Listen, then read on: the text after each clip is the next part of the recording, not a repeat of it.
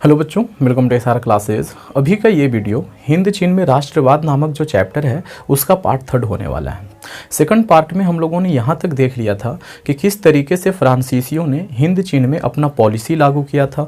फ्रांसीसियों ने वहाँ पे आर्थिक नीति किस तरीके की अपनाई थी, धार्मिक नीति किस तरीके की अपनाई थी, साथ ही साथ जो शिक्षा देने की नीति थी वो किस तरीके की अपनाई थी। ये सब कुछ हम लोगों ने देख लिया था। साथ ही साथ ये भी देख लिया था, सबसे लास्ट में ये भी देखा था कि वहाँ पे जो क्रांतिकारी जो लोग थे, यानी कि जो राष्ट्रवाद से प्रभावित लोग थे, वो लोग भी धीरे धीरे अब ये निकल करके सामने आ रहे थे, है ना। थोड़ा सा देख लिया था, होआ हाउ आंदोलन के बारे में पढ़ लिया था।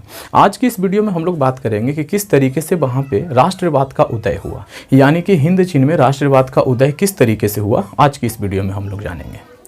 तो फ्रांस ने जब पूरी तरीके से हिंद चीन को अपने कब्जे में कर लिया तो वहाँ पे धीरे धीरे राष्ट्रवादी लोग जो थे ना, वो बाहर निकल के आने लगे। वो लड़ने के लिए सोचने लगे कि किस तरीके से हम इन फ्रांसीसियों को यहाँ से बाहर कर दें। लेकिन उन क्रांतिकारियों के बीच में ना एक असमंजस की स्थिति थी। असमंजस की स्थिति इसलिए थी, वो क्रांतिकारी ये सोच रहे थे कि क्या हमें इन फ्रांसीसियों से लड़ने के लिए अपना जो विचारधारा है, जो सभ्यता है, वो संस्कृति जो है, उसको क्या बदल देना चाहिए, यूरोपीय सभ्यता या संस्कृति को अपना लेना चाहिए, या तो हमें अपनी पुरानी वाली जो सभ्यता है उसको मजबूती से पकड़ लेना चाहिए ताकि हम यहाँ से फ्रांसीसियों को निकाल करके फेंक दें। कुछ लोगों का ये मानना था कि हमें अपनी पुरानी सभ्यता और संस्कृति को मजबूती से पकड़ लेना चाहिए, जिससे कि फ्रांसीसियों से जो होने वाली लड़ाई है उसमें हमें मदद मिले। और कुछ लोगों का ये कहना था कि भाई ऐसा कोई ज़रूरत नहीं है कि फ्रांसीसियों से लड़ने के लिए हमें पुरानी सभ्यता को ही पकड़े रहना है। जो यूरोपीय सभ्यता की अच्छी बातें हैं उसे सीखते हुए भी हम लोग फ्रांसीसियों से क्या कर सकते हैं, लड़ाई कर सकते हैं, है ना। मतलब कि यूरोपीय सभ्यता की अच्छी बातों को सीखें और इसके अलावा फ्रांसीसियों से अपना लड़ाई भी चालू रखें। ठीक है, तो ऐसा सोच था लोगों का। तो आइए अब हम लोग देखते हैं कि वहाँ पर किस प्रकार से धीरे धीरे राष्ट्रवाद का जन्म हुआ। तो वहाँ पे वियतनाम में सबसे पहले 2 राष्ट्रवादी एकदम प्रमुखता से निकल के सामने आए। वो दोनों कौन कौन थे, मैंने यहाँ पे लिख रखा है उनके बारे में, देखिए। एक था फान बोई चाओ, ठीक है, ये उनका नाम है। मैंने धीरे धीरे इसीलिए लिया, एक बार फिर से लेता हूँ, फान बोई चाओ। ये एक महान राष्ट्रवादी थे जो कि वियतनामी थे और ये उपनिवेशवाद का प्रबल विरोधी थे। इनको उपनिवेशवाद में जरा भी भरोसा नहीं था। ये जब यहाँ देख रहे थे कि वियतनामी सभ्यता और संस्कृति बर्बाद हो रही है तो इनको बड़ा दुख होता था, बहुत दुख होता था। इसके लिए इन्होंने राष्ट्रवादी आंदोलन चलाया और इसके लिए उन्होंने एक पार्टी का भी गठन किया था जिसका नाम था दुई रेवोल्यूशनरी सोसाइटी। इसका गठन किया और इसका अध्यक्ष किसे बनाया भाई, मतलब कोई अगर सोसाइटी बनता है, कोई पार्टी बनता है तो उसका कोई ना कोई अध्यक्ष भी होना चाहिए। तो इसका अध्यक्ष बनाया था नगुयेन राजवंश का जो राजकुमार था ना, उसे अध्यक्ष बनाया था। अब यहां से देखिए एक बात साबित हो गई कि इनको राजतंत्र से कोई दिक्कत नहीं था, यानी कि अगर वियतनाम पे कोई राजा शासन करे तो इसको कोई दिक्कत नहीं था। इसके अलावा फान बोई चाओ में और भी कुछ क्वालिटीज़ थी, जैसे कि ये चीनी सुधारक लियांग किचाओ के भी प्रबल समर्थक थे। मतलब उनका काफ़ी प्रभाव था इनके ऊपर। एक बार ये उनसे मिले भी थे, यानी कि किनसे, लियांग किचाओ से, ठीक है, उनसे मिले और उनके कहने पे ही ये किताब लिखी थी जिसका नाम था the history of the loss of Vietnam. ठीक है, मतलब कि वियतनाम किस तरीके से अपना अस्तित्व खोते जा रहा है उसकी हिस्ट्री लिखा था, है ना, ये किताब था। अब देखिए वहाँ पे एक और राष्ट्रवादी थे जो कि बहुत बड़े राष्ट्रवादी थे, जिनका नाम था फान चू त्रिन। ठीक है, ये फान बोई चाओ के जैसे नहीं थे। क्यों नहीं थे, तो दोनों में वैचारिक भिन्नता थी। इनका विचार कुछ और था, इनका विचार कुछ और था। इनका विचार था कि राजशाही कोई बुरी चीज़ नहीं है, लेकिन इनका विचार था कि राजशाही नहीं होना चाहिए, ये राजतंत्र के खिलाफ थे। इनका मन था कि अगर यहाँ से फ्रांसीसी जाए तो यहाँ पे लोकतंत्र आए। वैसे मैं एक बात और बता दूं कि ये फ्रांसीसियों को बहुत ज़्यादा बुरा भी नहीं मानते थे। इनका कहना था कि जब फ्रांस में राष्ट्रवाद हुआ था और वहाँ के लोगों ने जिस तरीके से अपने राजा को उखाड़ कर फेंका था, वो एक देखने वाला घटना था। मतलब ये कि वो बहुत ही अच्छा घटना था, लोग उससे कुछ सीख सकते थे। लेकिन हाँ, इनको दुख था इस बात का कि फ्रांसीसी जिस राष्ट्रवाद का सीख देते हैं, जो मतलब सिखाते हैं दुनिया को कि तुम अपना राजा की बात मत मानो, राजशाही हटाओ, लोकतंत्र लाओ, उसी लोकतंत्र का पालन वो खुद नहीं कर रहे थे। आज वही वाला चीज वो कर रहे थे, वो दूसरे के यहाँ जाके क्या कर रहे थे, कब्जा कर रहे थे। ठीक है, तो मतलब फ्रांसीसियों से थोड़ा सा दुखी थे, लेकिन उनको बहुत बुरा नहीं मानते थे ये। ठीक है, तो ये भी एक ये थे, मतलब कि राष्ट्रवादी थे, महान राष्ट्रवादी थे। तो ये दोनों स्टार्टिंग फेज में 2 महान राष्ट्रवादी निकल करके आए थे। कहाँ से, वियतनाम से। अब देखिए वहाँ पे एक आंदोलन चला था वियतनाम में जिनका नाम था पूर्व की ओर चलो। ये क्या बात था भाई, पूर्व की ओर चलो आंदोलन। तो देखिए वियतनाम के पूर्व में चीन और जापान नाम के देश हैं। आप सभी लोगों ने सुन रखा होगा चीन और जापान के बारे में। तो जब वियतनाम में लड़ाई ज़्यादा बढ़ गई तो जो स्टूडेंट लोग थे वो फ्रांसीसियों से बचने के लिए और अपना लड़ाई जारी रखने के लिए जापान और चीन जैसे देशों में जाकर के शरण लेने लगे। अब आप लोग ये कहोगे कि क्या ये लोग वियतनाम छोड़ करके भागने लगे थे? तो नहीं, भागने नहीं लगे थे। ये एक पनाहगाह खोज रहे थे जहाँ पे ये छिप कर रह सकें और अपना क्रांतिकारी जो ये है गतिविधि है उसको जारी रख सके। अगर ये पकड़ा जाते हैं, जेल में चले जाते हैं, तो फिर क्या फ़ायदा वियतनाम का? कोई फ़ायदा नहीं होगा। तो इनका मतलब वियतनाम की आज़ादी के लिए जेल से बाहर रहना ज़रूरी था। और जेल से बाहर ये कब रहेंगे? जब ये कहीं पे अच्छा जगह पे क्या रहें, सुरक्षित रहें। तो इसके लिए ये लोग चीन और जापान जैसे देशों को पनाहगाह बना लिए और उधर ही भागने लगे, सारे के सारे उधर ही जाने लगे। तो वो सब पूर्व की ओर था दोनों देश, तो इसीलिए वहाँ पे एक आंदोलन चला था, पूर्व की ओर चलो आंदोलन। ठीक है बच्चों, अब देखिए इन्होंने किया था। तो इन लोगों ने यानी कि इन स्टूडेंटों ने एक वहाँ पे एसोसिएशन का गठन किया था जिसका नाम था वियतनाम मुक्ति एसोसिएशन, इसका स्थापना किया था। ठीक है बच्चों, अब हम लोग आगे बढ़ते हैं कि हिंद चीन में राष्ट्रवाद का विकास कैसे हुआ।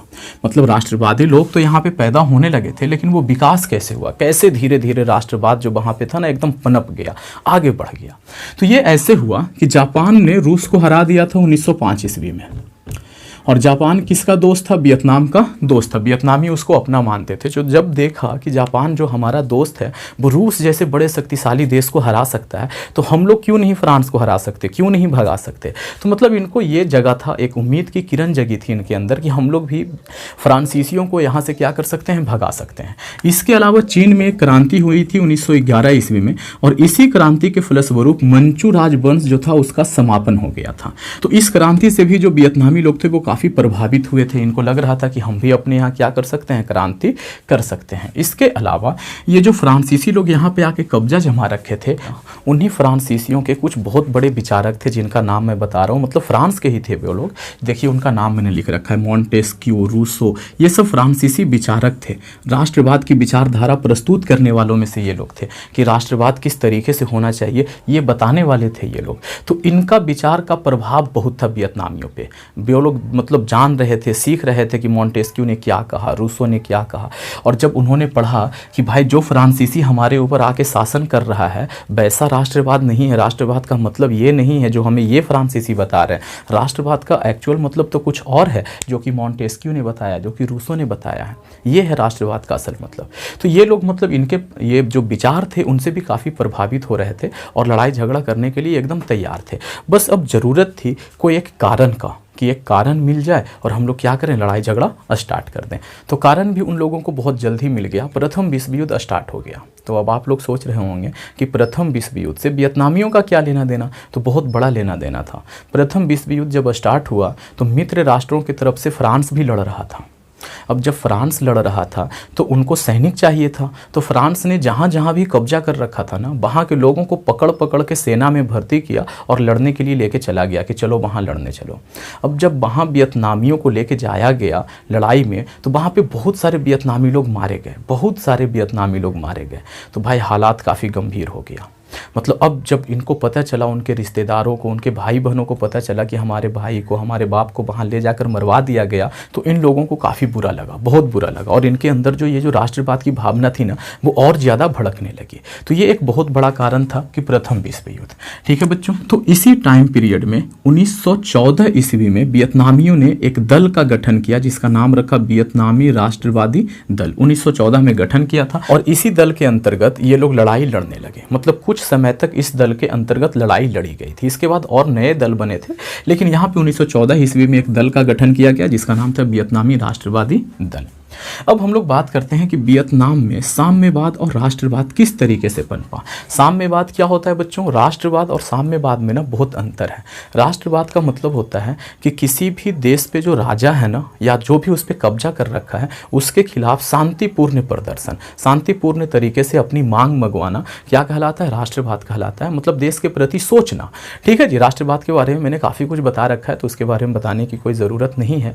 लेकिन जो साम्यवाद है वो क्या है? वो लड़ाई झगड़े पे बल देता है कि आप लड़ाई के जोर से आप क्या करो, आपके यहाँ जो कब्जा कर रखा है ना उसको उखाड़ करके फेंक दो, लड़ाई पर बल देता है ये। ठीक है, तो अब साम्यवाद की स्थापना कैसी हुई यहाँ पे वियतनाम में, हम लोग वो पढ़ेंगे। तो 1930 ईस्वी में उग्र आंदोलन स्टार्ट हो गए वियतनाम में। क्या कारण था भाई? उग्र मतलब लड़ाई झगड़े वाला, मारपीट वाला आंदोलन चालू हो गया। ऐसा क्यों? तो 1930 ईस्वी से पहले वियतनाम में जो भी लड़ाइयाँ हो रही थी ना, जो भी मतलब राष्ट्रवाद पनप रहा था, वो शांतिपूर्ण तरीके से था। ज़्यादा वहाँ पे मारपीट खून खराबा नहीं हो रहा था। 1930 से पहले का घटना है ये।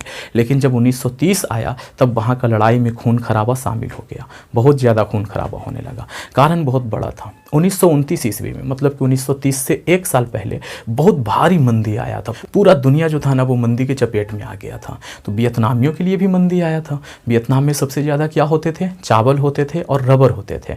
तो चावल और रबर का जो दाम था ना वो अचानक से बहुत गिर गया।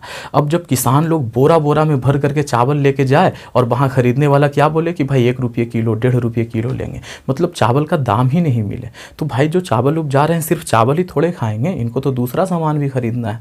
ठीक है, अब दूसरा सामान महंगा मिल रहा है। तो मतलब ये हुआ कि आर्थिक मंदी के कारण जो यहाँ के किसान थे, जो मजदूर थे, जो मतलब डेली काम करने वाले थे, उन पे बड़ा भारी बोझ पड़ गया।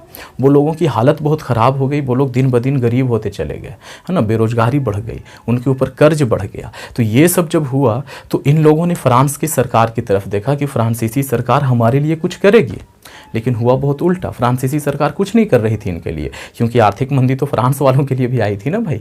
ठीक है, तो वो क्या कर सकते थे? वो तो खुद परेशान थे। और प्रथम विश्व युद्ध में वो लोग इतने मतलब महीन हो चुके थे, इतना ज़्यादा उनका खर्च हो चुका था कि वो लोग अभी कोई ऐसा स्थिति में थे नहीं कि वो किसी की मदद कर सके। ठीक है, तो उनकी भी एक मजबूरी थी और ये लोग बेचारे परेशान हो रहे थे। तो इन लोगों ने कहा कि जब तुमसे भाई हिंद चीन संभल ही नहीं रहा है तो तुम हमारे यहाँ मतलब कब्जा क्यों की बैठे हो, निकलो यहाँ से। लड़ाई झगड़ा चालू हो गया। लड़ाई झगड़ा चालू, वो भी कैसा लड़ाई झगड़ा भाई? मारपीट वाला लड़ाई झगड़ा चालू हो गया। ठीक है, अब देखिए यहाँ पे कहाँ से स्टार्ट हुआ। तो नगुअन कल भी बताया था इसके बारे में, और हातियन, ये जो 2 प्रांत थे ना, यहाँ से उग्र आंदोलन स्टार्ट हो गया। ये लोग लड़ाई झगड़ा एकदम उग्र रूप से स्टार्ट कर दिए। अब ये दोनों जगह ऐसे थे जो हमेशा ही उग्र आंदोलन के लिए जाने जाते थे। कल वाला में वीडियो में भी बताया था मैंने कि यहाँ पे उग्र आंदोलन हुआ था, आज भी बता रहा हूँ। तो मतलब ये कि यहाँ के लोग जो थे ना वो थोड़े से गुस्से वाले थे, थोड़े से जांबाज थे। इसीलिए इसको क्या कहा जाता है? वियतनाम की लपलपाती चिंगारी कहा जाता था इन दोनों जगहों को। ठीक है बच्चों, तो यहाँ तक हम लोगों ने देख लिया। आप लोग इसका एक स्क्रीनशॉट लीजिए। हम लोग बढ़ते हैं अगले स्लाइड की तरफ।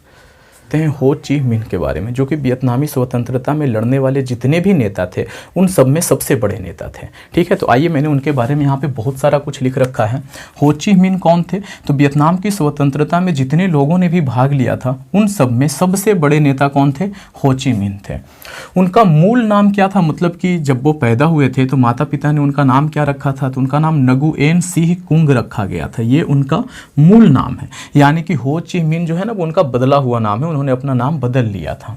जन्म कब हुआ था? तो 19 मई 1890 को मध्य वियतनाम के एक गरीब परिवार में हुआ था। यानी कि वियतनाम जो देश है उसके बीच में हुआ था, है ना। जैसे यहाँ पे इंडिया का बीच कौन है? मध्य प्रदेश है। उसी तरीके से वियतनाम देश के बीच में कोई रहा होगा प्रांत, वहाँ पे हुआ था मध्य वियतनाम में। ठीक है, और गरीब परिवार में इनका जन्म हुआ था, कोई अमीर परिवार से बिलोंग नहीं करते थे। शिक्षा कहाँ से प्राप्त किया इन्होंने? तो पेरिस और मॉस्को में रह करके इन्होंने शिक्षा प्राप्त किया। ठीक है जी, शिक्षक के रूप में कुछ दिन कार्य भी किया इन्होंने, एज अ टीचर काम किया। लेकिन इनका ये मानना था कि ये जो वियतनाम में फ्रांसीसियों ने कब्जा कर रखा है ये अच्छा नहीं है, और फ्रांसीसी लोग यहाँ से जाएंगे भी नहीं। कब तक नहीं जाएंगे? जब तक इनसे लड़ा ना जाए। और लड़ाई कैसी होनी चाहिए? तो एकदम भरपूर लड़ाई होनी चाहिए। अगर खून बहाने की नौबत आए तो वो भी करना पड़े तो कर जाएंगे। ठीक है, ऐसा इनका मानना था। और ऐसा सोच वाला इंसान ज़्यादा दिनों तक मतलब स्वतंत्रता की लड़ाई से दूर नहीं रह सकता। ये टीचर बने हुए नहीं रह सकते थे।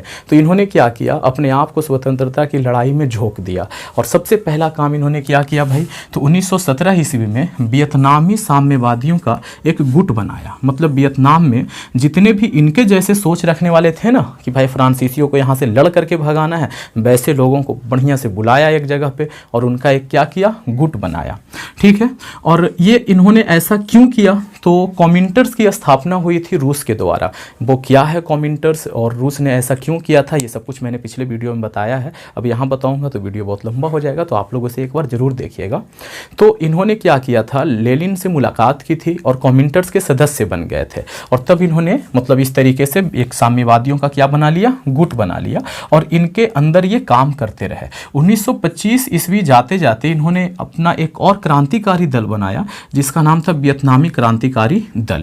उसका गठन कर लिया 1925 ईस्वी में, और इसके नीचे रह करके लड़ाई स्टार्ट कर दी है। ठीक है, 5 साल लड़ाई होती रही। 1930 ईस्वी में उन्होंने एक और काम किया, वियतनामी कम्युनिस्ट पार्टी का गठन किया। एक पार्टी बनाया, राजनीतिक पार्टी। अभी तक ये सब जो था ना वो लड़ाई लड़ने वाला पार्टी था, ये पार्टी कैसा था, राजनीतिक पार्टी था। क्या नाम था इसका, वियतनामी कम्युनिस्ट पार्टी। और इसी पार्टी का नाम बदल करके क्या रख दिया गया, इंडो चाइनीज कम्युनिस्ट पार्टी। ठीक है, इसी पार्टी का नाम बदल करके वो रखा गया था।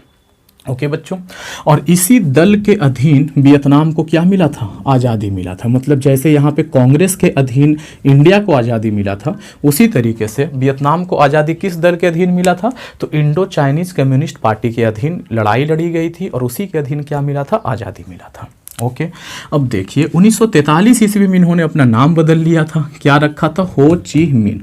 भाई इतना अच्छा तो सुनने में लग नहीं रहा है ये, तो हमारे लिए थोड़ा सा मुश्किल है इस नाम को बोलना, लेकिन वहाँ पे बड़े आसानी से लोग बोल लेते थे। और इसका एक बहुत अच्छा मतलब होता है, इसका मतलब होता है पथ प्रदर्शक, यानी कि मार्ग दिखाने वाला इंसान, लोगों को अच्छा मार्ग बताने वाला इंसान। ठीक है जी, हाँ जी। अब देखिए हम लोग बात करते हैं द्वितीय विश्व युद्ध और वियतनाम, यानी कि द्वितीय विश्व युद्ध के होने से वियतनाम पे क्या प्रभाव पड़ा। तो द्वितीय विश्व युद्ध के होने से तो पूरी दुनिया पे प्रभाव पड़ा था, लेकिन वियतनामियों पे कुछ ज़्यादा ही प्रभाव पड़ गया था। देखिए हुआ ऐसा कि फ्रांस भी द्वितीय विश्व युद्ध लड़ रहा था, और साथ ही साथ जर्मनी लड़ रहा था। ठीक है, जर्मनी की तरफ से कुछ देश थे, और इधर फ्रांसीसियों के साथ भी कुछ देश थे। ठीक, विश्व युद्ध किसके किसके बीच में हुआ ये आप लोग जानते होंगे। ठीक है जी, तो ऐसा हुआ कि 1940 ईस्वी में फ्रांस जो है ना वो जर्मनी से क्या हो गया था, हार गया था। अब ये जर्मनी से जब हार गया, फ्रांस हार गया, तो यहाँ पे हिंद चीन पे कब्जा कौन करेगा, कब्जा कैसे रहेगा इसका, है ना। इसका सेना वहां हार गई थी, यहाँ ये क्या हो गया, कमजोर हो गया, और जीत कौन गया भाई, जर्मनी। और जर्मनी के साथ में कौन लड़ रहा था, जापान लड़ रहा था। तो जर्मनी ने खुशी में जापान को कहा कि जो फ्रांसीसियों ने हिंद चीन का जो इलाका कब्जा रखा था, जाइए वहां और जा करके चढ़ाई कीजिए, फ्रांसीसियों को वहां से भगाइए, वो इलाका अब आपका रहा। जापानियों को और क्या चाहिए था भाई, वो लोग चले आए हिंद चीन, और उन्होंने कहा कि भाई अब तुम्हारा यहाँ पे शासन नहीं चलेगा। किसको कहा ये बात, फ्रांसीसियों को, अब यहाँ पे हमारा शासन चलेगा। तब इतना जल्दी वो लोग बुढ़िया बिस्तर समेट के भाग भी नहीं सकते थे, तो कुछ मोहलत मांगा कि ठीक है भाई हम यहाँ से चले जाएंगे, आप शासन करो। तो कुछ समय के लिए हालात ऐसा हो गया था कि देखने को तो ऐसा था कि वहाँ पे फ्रांसीसी लोग शासन कर रहा है, लेकिन वो लोग शासन किससे पूछ के करते थे, जापानी लोग से करते थे। तो इसमें सबसे ज़्यादा हालत किसका खराब हुआ, तो सबसे ज़्यादा हालत खराब हुआ वियतनामियों का। पहले वो लोग फ्रांसीसियों से लड़ रहे थे, अब वो लोग किससे लड़ रहे थे, फ्रांसीसी से भी लड़ रहे थे, साथ ही साथ जापानी से भी लड़ रहे थे। तो अब उनको दो लोगों से एक साथ लड़ना पड़ रहा था। तो भाई लड़ाई लड़ना है तो कोई एक दल बनाना पड़ेगा। तो उन्होंने एक दल का गठन किया जिसका नाम क्या रखा, वियत मिन, इसका गठन किया। ठीक है, और 1945 ईस्वी में इस दल ने क्या किया, इतनी लड़ाइयाँ लड़ी। ये लोग छापामार युद्ध करते थे। छापामार युद्ध का मतलब क्या है भाई, मान लो कहीं पे इनको पता चला कि हाँ भाई फ्रांसीसी सैनिक है या कहीं पे जापानीज सैनिक है, वहाँ पे बहुत सारे सैनिक हैं, तो ये लोग गए, पीछे से गए, धप्पा मारा, मतलब कि लोगों को मारा पीटा सैनिकों को, और फिर आराम से वहाँ से भाग लिए। सामने से नहीं लड़ते थे, छापामार लड़ाई लड़ते थे। छापामार का मतलब यही होता है, गए धोखे से मारे और निकल दिए। अब ये लोग इतना ताकतवर तो थे नहीं कि एकदम डंके की चोट से जाते और दोनों के बीच में लड़ाई होती। तो ये लोग अपने हालात को समझते थे, तो इसीलिए छापामार युद्ध की रणनीति अपनाई, काफ़ी सफल भी रहा। ये लोग जाते थे, मारते पीटते थे और भाग आते थे। और ऐसा करते करते इन्होंने 1945 ईस्वी में तोकिन पर कब्जा कर लिया था इन्होंने, ये वियत मिन ग्रुप थे। अब आगे क्या हुआ कि 1944 ईस्वी में एक बार फिर से हालात पलट गया। क्यों भाई, 1944 में क्या हो गया, तो 1944 में ऐसा हो गया था कि अमेरिका ने क्या कर दिया था, परमाणु बम मार दिया जापान पे। जापान पे परमाणु बम मारा और यहाँ पे जापान आके क्या किया हुआ था, कब्जा किया हुआ था। तो जापान ने सरेंडर कर दिया, द्वितीय विश्व युद्ध में उन्होंने हार मान लिया कि भाई अब हम नहीं लड़ेंगे। अब जापान हार गया तो यहाँ से वो क्या करने लगा, अपना बोरिया बिस्तर समेट के जाने लगा। यहाँ पे हिंद चीन में जो आया हुआ था ये लोग भी जाने लगा, क्योंकि अपना देश जाओगे ना, यहाँ पे रहोगे तो मारे जाओगे। जैसे कोई भी देश दुनिया के दूसरे देश में जाके कब्जा करता है तो किसके बलबूते करता है। मान लो जिस देश में जाके कब्जा किया हुआ है वहाँ के लोग अगर विद्रोह करते हैं तो सैनिक किससे मदद मांगेगा, अपने देश से मदद मांगेगा। जैसे अंग्रेज यहाँ पे कब्जा किए हुए थे तो जब भी अंग्रेजों पे कोई आँच आती थी ना तो ब्रिटेन से यानी कि इंग्लैंड से बहुत सारे अंग्रेज आ जाते थे लड़ने के लिए। ठीक, तो वैसे ही अगर जापानियों को यहाँ मारना पीटना स्टार्ट कर देते वियतनामी लोग तो ये लोग मदद किससे मांगते, अपने देश से यानी कि जापान से मांगते। और जापान बेचारा का हालत खुद ही ख़राब था तो कैसे मदद कर पाता। तो इन लोगों ने सोचा कि भाई यहाँ से चलने में ही भलाई है, यहाँ से हम लोग निकल देते हैं। और जाते जाते भी इन्होंने मतलब अच्छे से नहीं गए, कुछ बदमाशी करके ही गए। बदमाशी ये किया, कौन था, तो वहाँ का एक बहुत पुराना राजवंश था उसको दे दिया, उसके राजा को दे दिया कि भाई आज से तुम अन्नाम के राजा रहे, तुम अपना यहाँ पे राजपाट करो। अब ये बाओ दाई वहाँ का राजा बनने को तो बन गया लेकिन इसके अंदर इतना ताकत नहीं था, सेना नहीं था कि ये वियतनामियों का यानी कि ये जो वियत मिन्ह जो है उसका सामना कर सके। तो ये बेचारा सरेंडर कर दिया। बाओ दाई जो था वो असमर्थ था, इसलिए 1945 ईस्वी में वियतनाम लोकतांत्रिक गणराज्य की स्थापना हो गई और ये कहा गया कि आज से वियतनाम किसी के कब्जे में नहीं है। वियतनाम एक स्वतंत्र राज्य है, एक गणराज्य है। ठीक है, अब इस पे किसी का कब्जा नहीं माना जाएगा। और चीन और रूस ने भी इस बात को कहा कि हाँ वियतनाम पे अब किसी का कब्जा नहीं है। उन्होंने भी इस बात को कहा था, थोड़ा समय लिया था कहने में, लेकिन उन्होंने इस बात को मान लिया कि हाँ भाई अब वियतनाम क्या है, एक स्वतंत्र राज्य है। लेकिन 1945 होते होते हालात फिर से बदले।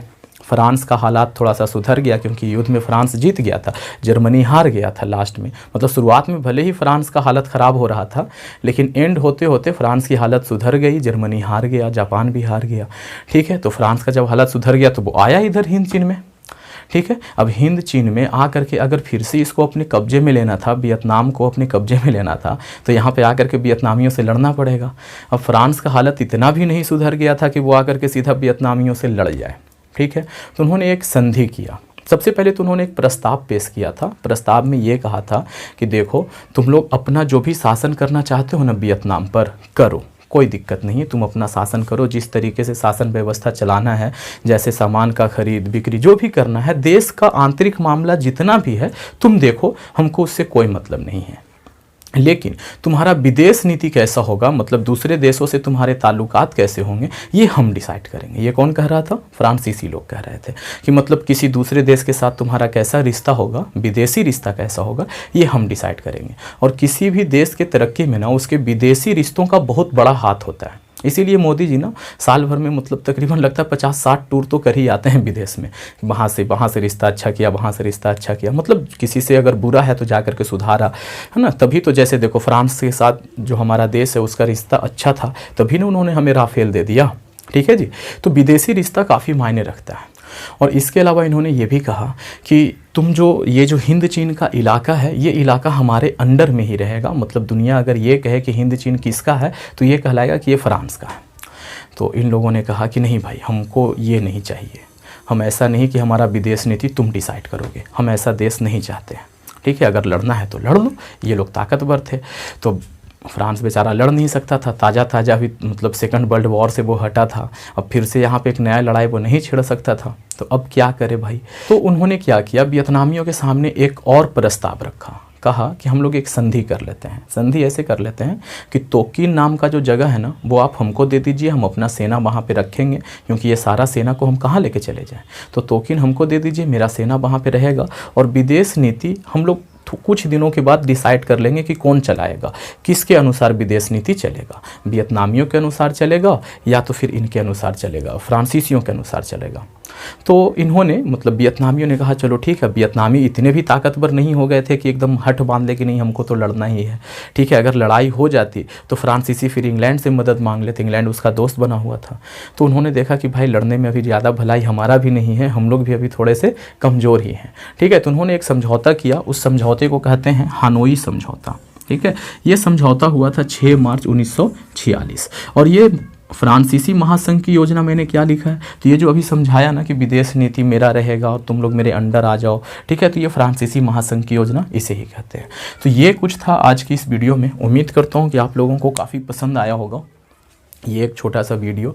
कल के वीडियो में हम लोग देखेंगे कि किस तरीके से इन्होंने खुद को आज़ाद कराया, अमेरिका किस तरीके से आया यहाँ पे वियतनाम में, क्या प्रभाव डाला वो वियतनामियों पे क्या क्या जुल्म हुए और किस तरीके से वियतनामियों ने उन सब जुल्मों से पार पाते हुए खुद को आज़ाद कराया। वियतनाम 2 हिस्से में बट भी गया था, उसी को एक करने के लिए इन्होंने तकरीबन 30 साल लंबी लड़ाई लड़ी, ठीक है। तो उस लड़ाई के बारे में हम लोग कल जानेंगे। इस एक्सरसाइज का या इस चैप्टर का मुझे लगता है एक वीडियो और आएगा, उसमें हम लोग इस चैप्टर को समाप्त कर देंगे। तो अगर वीडियो अच्छा लगा है तो आप लोग इसे एक लाइक कर दें, दोस्तों में शेयर करना बिल्कुल ना भूलें, और अगर चैनल से कोई फ़ायदा होता है तो फिर चैनल को सब्सक्राइब भी कर सकते हैं। Thanks for watching. बने रहिए SR क्लास के साथ। इसका एक ये ले लीजिए, स्क्रीनशॉट ले लीजिए आप लोग।